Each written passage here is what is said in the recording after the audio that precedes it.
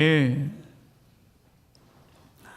부활절 넷째 주일입니다. 주님의 은총과 사랑이 대지의 모든 가정 위에 그리고 이 자리에 충만히 임하시기를 간절히 소원합니다. 창세기 22장을 읽었습니다. 아브라함이 100세에 얻은 아들 이삭을 하나님께 바치는 장면입니다. 아브라함이 이삭을 제물로 바치려는 순간 하나님께서 그 일을 멈추게 하시며 미리 준비해 놓으신 순양으로 하나님께 제사를 드리라 그렇게 말씀하셨습니다.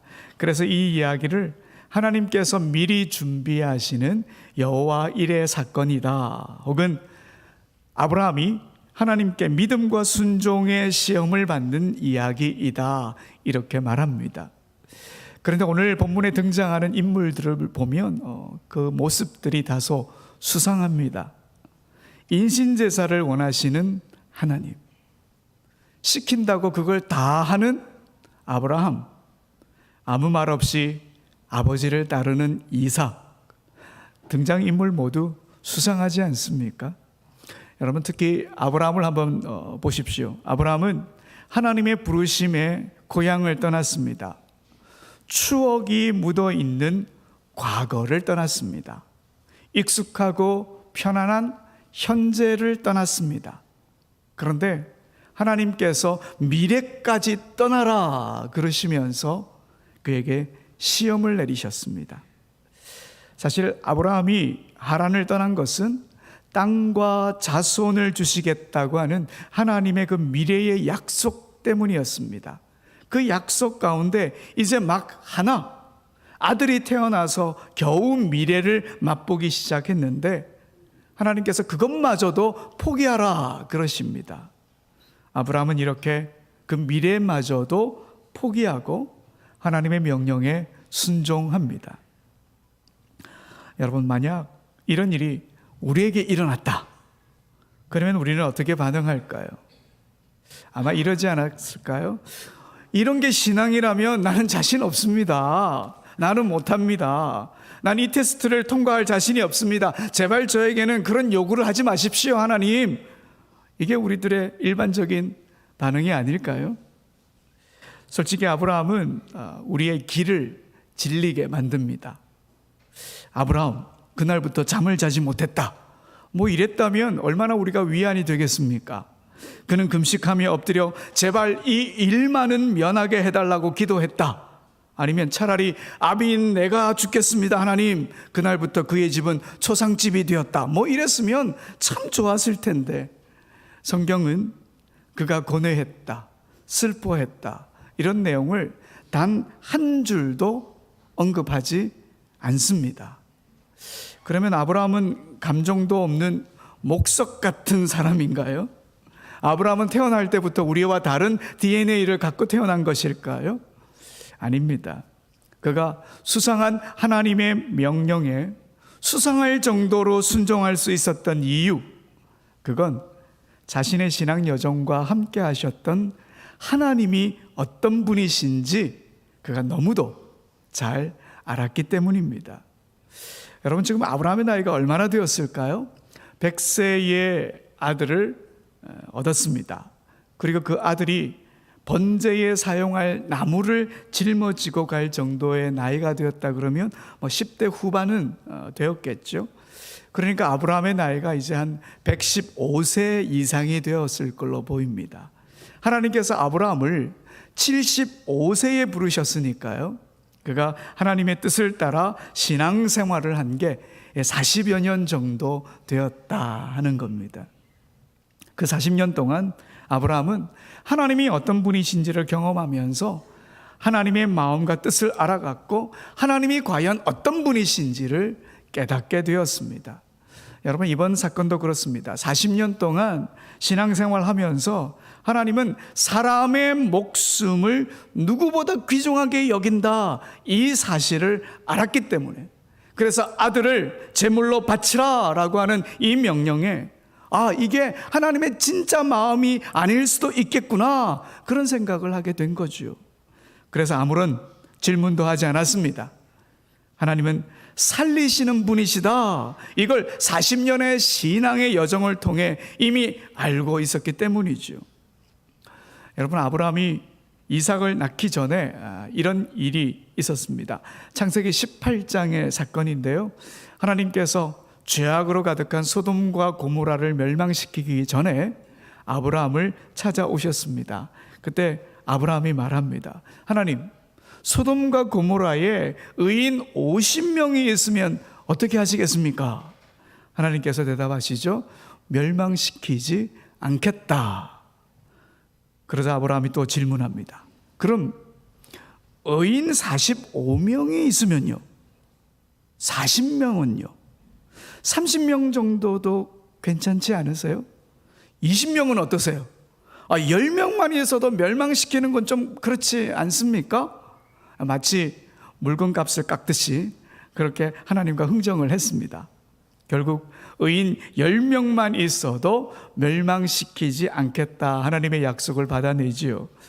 여러분, 이 사건을 통해 아브라함이 배운 게 있습니다. 하나님은 죽이는 분이 아니시구나. 하나님은 생명을 귀히 여기시는 분이시구나. 죽이는 분이 아니시라 살리는 분이시구나. 이걸 아브라함이 알게 된 거지요.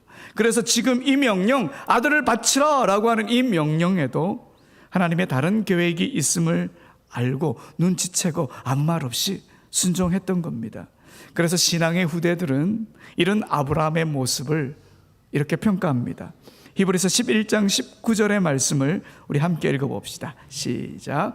그가 하나님이 능히 이삭을 죽은 자 가운데서 다시 살리실 줄로 생각한지라 비유컨대 그를 죽은 자 가운데서 도로 받은 것이니라. 아멘. 자, 아브라함이 어떻게 생각했습니까? 우리 하나님 생명을 귀히 여기시는 분이야. 이삭을 죽이시더라도 다시 살리실 것이고 죽은 자 가운데서 도로 받게 하실 거야. 아브라함은 40년 신앙의 여정을 통해서 하나님이 어떤 분이신지를 알고 있었습니다. 그리고 아들 이삭을 낳았을 때도 아브라함이 배운 게 있습니다. 남편은 100세고 아내는 90세인데 어떻게 아들을 낳을 수 있겠습니까? 도저히 상상도 하지 못했고 있을 수도 없는 일이 벌어진 거지요. 그 일을 행하신 하나님을 보면서 하나님 못하시는 게 없구나. 아무것도 없는 데에서 있게 하시는 분이 하나님이시구나. 이걸 깨닫게 됩니다. 그래서 사도 바울이 이런 아브라함의 모습을 이렇게 전하고 있습니다.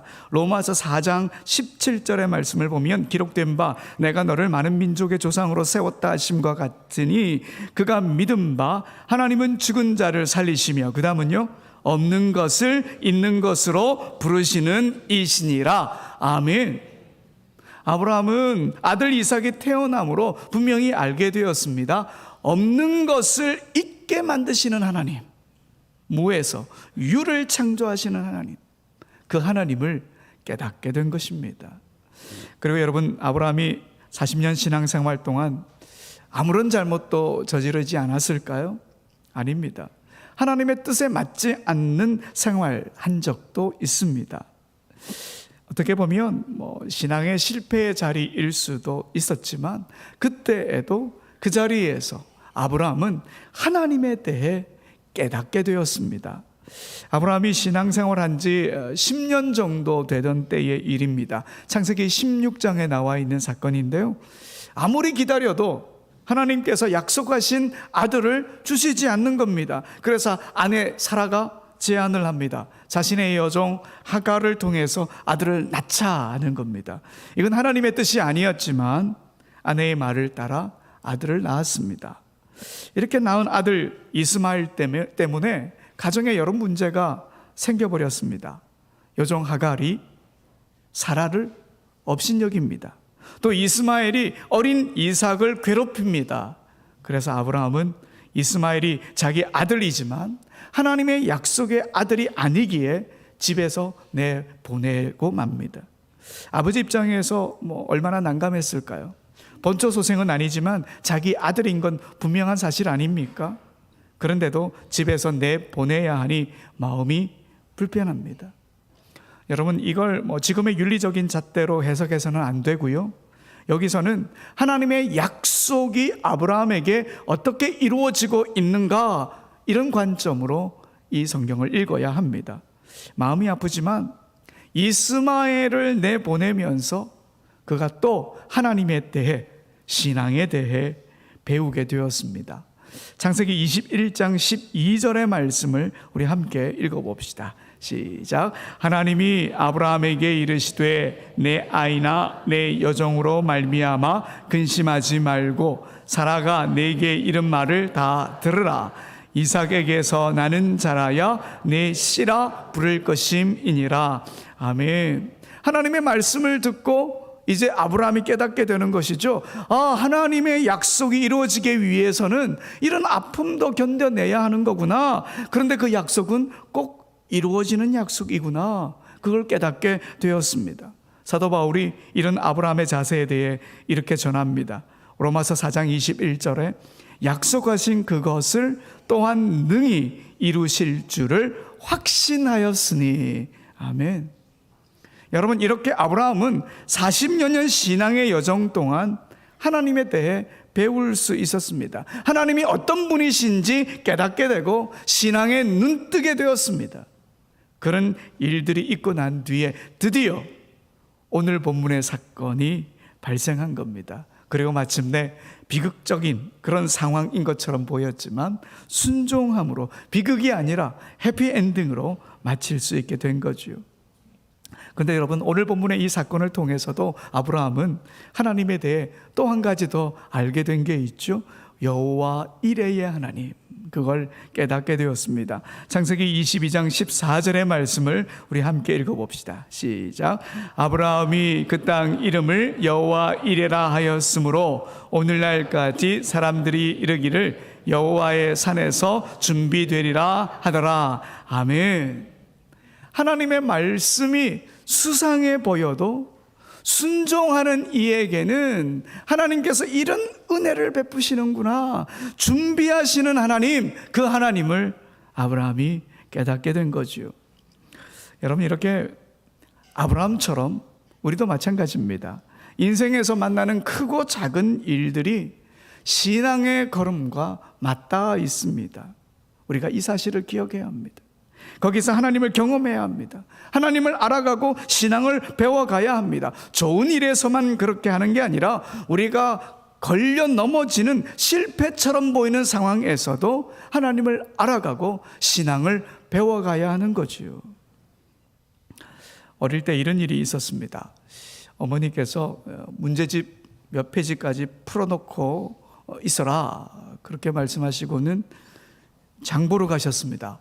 저 번덕에 옛날 저희 집에 감나무가, 큰 오래된 감나무 세 그루가 있지 않았습니까? 문제를 풀다 말고 감이 너무 먹고 싶어가지고 감나무 위에 올라가서 몇 개를 따먹고 있는데 제가 생각했던 것보다 어머니가 빨리 돌아오시는 겁니다.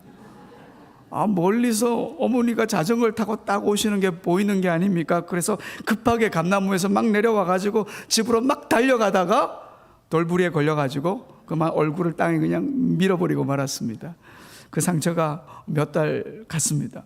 그때 이런 생각이 들었습니다. 그래, 어머니 말씀을 먼저 들었어야 되는데 엄마 말도 듣지 않아서 하나님이 벌 주시는 거구나. 어린 마음에 이런 생각이 든 거지요. 또 하루는 친구와 싸우고 씩씩대고 집에 와서 마루를 오르다가 발을 헛디뎌가지고 무릎을 그냥 찧어버리고 말았습니다.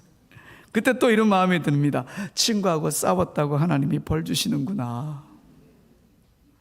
이런 일들이 반복되면서 어린 제 마음에 두려운 하나님에 대한 생각이 가득했습니다. 조금이라도 잘못된 결과가 생기면 하나님께 벌을 받는다, 이렇게 생각을 한 거죠. 이게 청소년 시기 좀 오래 갔습니다. 여러분, 하나님을 두려워하는 마음 잘못된 건 아니지요. 하지만 이런 하나님만 알고 있으면 우리는 하나님을 제대로 아는 것이 아닙니다. 하나님의 단면만 보는 거죠. 사실 두려움 하나님만 우리가 알고 있다 그러면 우리 신앙 별로 재미가 없을 것 같습니다. 벌벌 떨면서 기쁨 없는 신앙생활을 할지도 모르지 않습니까?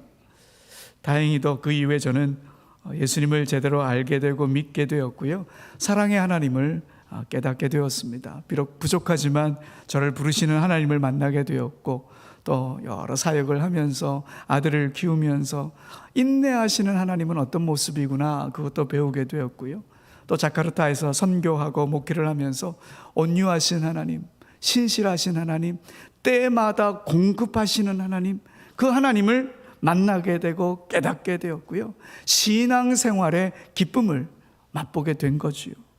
이렇게 인생의 순간순간 하나님이 어떤 분이신지를 깨닫게 되고 어떻게 신앙생활을 해야 하는지를 배우게 되었습니다. 아직 많이 부족하지만 지금도 여전히 하나님을 알아가는 일이 참 즐겁습니다. 여러분, 하나님은 우리 신앙 성장을 위해 일하시는 분이십니다. 오늘 본문에서 아브라함에게 아들을 바치라 라고 하시는 이 일, 아브라함의 신앙 성장 프로젝트였던 겁니다. 이처럼 하나님은 우리를 위해서도 신앙 성장에 필요한 여러 가지 다양한 프로그램을 갖고 계십니다. 그러니 여러분, 우리가 겪는 크고 작은 갈등과 문제, 여러 사건들, 그 자리는 우리가 하나님을 경험하는 자리입니다. 신앙을 배우는 자리입니다. 이렇게 하나하나 우리의 신앙이 쌓이고 또 쌓이게 되면, 자라고 또 자라게 되면 우리도 아브라함처럼 하나님께 진정한 순종의 제사를 올려드리게 되는 겁니다. 혹 걸려 넘어지는 일이 생기더라도, 신앙이 퇴보하는 것처럼 보여도 그 일을 통해서도 일하시는 하나님을 우리가 배우게 됩니다. 아브라함은 자신의 방법으로 이스마엘을 낳았고 그 아들을 내보낼 수밖에 없는 그 실패의 자리에서도 약속하시는 하나님을 깨달았습니다. 신앙을 배웠다는 것이지요. 그러니 우리가 처하는 모든 곳에서 우리는 하나님을 만나고 배우고 깨닫게 되고 신앙을 배우게 되는 것입니다. 저는 기대합니다. 우리 모두가 하나님의 놀라운 은총을 누려서 하나님을 만나서 놀라운 간증의 주인공 되는 것을 기대하고 있습니다. 하나님께서 하나하나 다듬어 가시고 이끌어 가실 것이기 때문입니다. 하나님을 알아가고 배워가는 복을 우리 모두가 누리게 되는 것이죠. 그러다가 우리가 아브라함처럼 이런 어려운 시험을 만나도 순종의 길로 나아가게 되는 거지요. 근데 여러분, 아브라함의 신앙의 여정, 이 40년이라고 하는 것을 꼭 물리적인 시간이다 이렇게 단정 지어서는 안 됩니다. 꼭 40년이 지나야 이런 순종을 할 수 있다, 이건 아닙니다. 개인차가 있으니까요. 어떤 분들은 단 1년 만에 이 40년의 세월을 뛰어넘으시는 분들도 계시더군요. 또 어떤 분들은 40년이 지나도 여전히 신앙의 갈등 속에 갇혀 있기도 합니다. 그렇지만 분명한 게 있습니다. 하나님의 시간표가 있다 하는 겁니다. 각자에게 맞는 신앙 성장 프로그램을 하나님이 갖고 계신 거죠. 그래서 신앙이 빨리 자랐다고 우리가 우쭐댈 필요도 없고, 신앙이 더디게 자란다고 창피해야 할 필요도 없습니다. 하나님은 하나님의 시간표에 따라, 그리고 우리의 사정에 따라, 우리의 믿음의 정도에 따라 우리를 이끌어 가시는 분이십니다. 하나님께서 75세에 아브라함을 부르셨는데 그때에 바로 이삭을 주시고 그때에 바로 이삭을 제물로 바쳐라, 하나님이 그러지 않으셨습니다. 하나님은 한 번에 하나씩 아브라함을 가르치셨고 배우게 하셨고 다듬어 가셨습니다. 우리도 그렇게 인도하십니다. 그런데 여러분, 하나님의 시험의 강도가 너무 셀 때도 있습니다. 오늘 본문과 같은 시험이겠죠. 그러면 내가 이걸 과연 통과할 수 있을까 하는 생각이 듭니다. 그러나 여러분, 시험의 강도는 우리의 믿음과 정비례한다, 그 사실을 기억해야 합니다.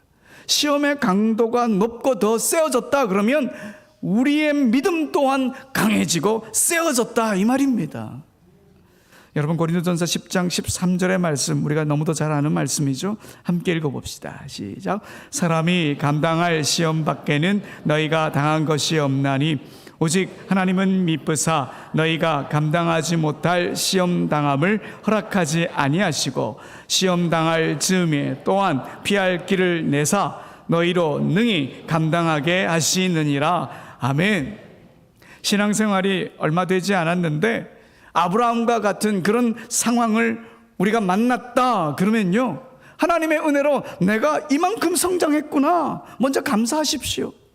우리에게 주어지는 시험, 그만큼 우리의 믿음과 신앙이 자랐으니 하나님이 우리에게 허락하시는 겁니다. 그리고 그걸 이겨낼 힘이 있기 때문에 우리에게 허락하시는 겁니다. 우리를 다듬어 가시는 하나님을 신뢰하며 걸어가는 것, 시험을 만난 우리가 해야 할, 마땅히 해야 할 우리의 자세입니다. 또 어떤 분들은 이렇게 말할지도 모르겠습니다. 만약 죽을 때까지 아브라함과 같은 순종 못 해보면 어떡하지요? 40년이 지났는데도 저는 여전히 어린아이와 같은 신앙입니다. 이런 분이 계실지도 모르겠습니다. 너무 걱정하지 마십시오.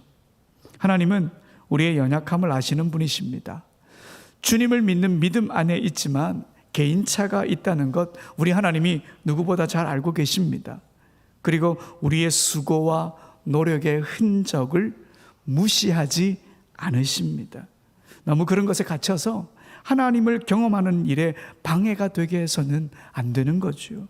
만약 신앙이 더디게 자란다 이렇게 여겨지면 기도하십시오. 주님, 신앙이 자랄 수 있도록 진정한 순종의 사람이 될 수 있도록 도와주십시오. 매 순간순간마다 하나님에 대해 배우기를 원합니다. 그래서 정말 멋진 신앙인이 되기를 원합니다. 여러분, 이렇게 기도하십시오. 이런 기도도 하지 않으면서 신앙이 자랄 것이다 기대하면 안 되는 거지 않습니까?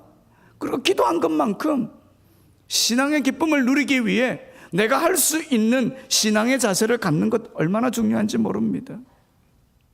그리고 여러분, 무엇보다 어떤 순간이든 그 순간에 하나님을 알아가고 깨달아야 되겠다는 우리의 간절한 마음이 정말 중요합니다. 간절한 마음. 오늘 본문에 보면요, 이 사건을 통해서 아브라함의 신앙이 자라고 하나님에 대해 배운 게 있죠. 하나님을 어떤 하나님이라고 아브라함이 배웠습니까? 여호와 이레의 하나님을 배우게 됩니다. 그러면 여러분, 여호와 이레, 이름을 누가 붙였을까요? 하나님께서 그렇게 부르라고 하셨을까요? 아니면 아브라함이 그렇게 이름을 정한 겁니까? 아브라함이 정했다니까요. 14절에 보면 아브라함이 그 땅 이름을 여호와 이레라 불렀다 기록하고 있습니다. 아브라함이 이 사건을 통해 하나님에 대해 분명히 깨닫게 되었다는 것이지요. 하나님을 향해 간절한 마음을 갖고 있었기 때문에 하나님에 대해서 깨닫게 된 것이요. 그러니 우리도 모든 순간에 하나님을 깨닫고 알아가려고 하는 간절한 마음이 우리 안에 있어야 합니다.